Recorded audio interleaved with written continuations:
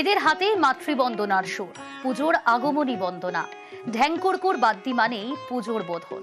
পূর্ব মেদিনীপুরের পটাশপুরে এখন ঢাকের মহড়া, চলছে পুজো পাড়ির প্রস্তুতি।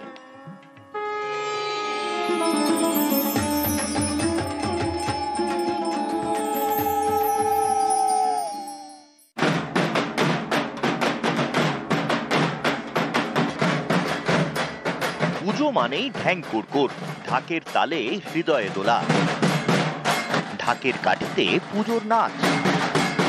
পুজোর 5টা দিন, তার জন্যই বছর পর অপেক্ষা। বুকের মধ্যে ঢ্যাংকড়কড়। বাঁকুড়া রুইদাস পাড়া আর রামপুর পাড়ায় পুজোর আগেই পুজো, বেজে গেছে পুজোর ঢাক।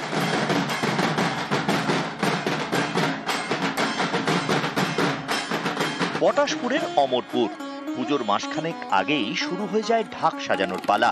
মায়ের কৃপায় লক্ষ্মী লাভের প্রতীক্ষা। এর উপরে আমাদের সংসার, যতই দুর্যোগ হোক না কেন আমরা প্যান্ডেলে পৌঁছতেই হবে। বেশি ভাড়া পেয়েছি, ঢাকটা কেউ সারাচ্ছে, কেউ বা একটু বাজনা প্র্যাকটিস করতেছে। বরাত পেয়েছেন কোথায়? দিল্লিতে যাব, ষষ্ঠীর 2 দিন আগে। 10 বছর যাচ্ছে। পুজো আসছে, গ্রাম বাংলার ভোরের বাতাসে হালকা হিমের ছোঁয়া।